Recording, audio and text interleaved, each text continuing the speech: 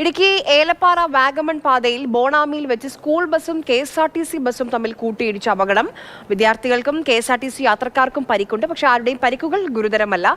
നന്ദുഷ നമുക്കൊപ്പം വിവരങ്ങളുമായി ചേരുന്നുണ്ട്. നന്ദുഷ, എങ്ങനെയാണ് ഈ അപകടം ഉണ്ടായത്? വിദ്യാർത്ഥികൾ എല്ലാവരും ഓക്കെ അല്ലേ?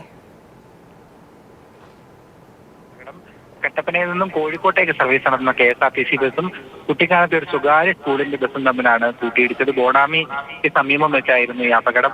തിരക്കേറിയ പാതയായതിനാൽ വാഹനങ്ങൾക്ക് സൈഡ് കൊടുക്കുന്ന സമയത്തായിരുന്നു ഈ അപകടം ഉണ്ടായത്. അതുകൊണ്ട് തന്നെ ഇരു വാഹനങ്ങളുടെയും മുൻവശത്തെ വശങ്ങൾ തമ്മിലാണ് കൂട്ടിയിടിച്ചത്. അതുകൊണ്ട് തന്നെ സാരമായ പരിക്കുകൾ ഒന്നും ഈ ഇരു വാഹനങ്ങളിലെയും ഉണ്ടായിരുന്നവർക്ക് ഏറ്റിട്ടില്ല. KSRTC ബസ്സിലെ മുൻവശത്തിരുന്ന 1-2 പേർക്കും അതോടൊപ്പം സ്കൂൾ വിദ്യാർത്ഥികൾക്ക് പെട്ടെന്ന് സ്ഥലത്തേക്ക് കിട്ടുമ്പോൾ ഉണ്ടായിട്ടുള്ള ഒരു ആഘാതവും ഒക്കെ തന്നെയുള്ളൂ പരിക്കായിട്ട്.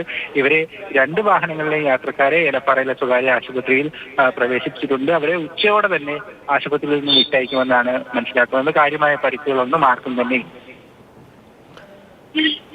ശരി, നന്ദുഷായാണ് വിവരങ്ങൾ നൽകിയത്.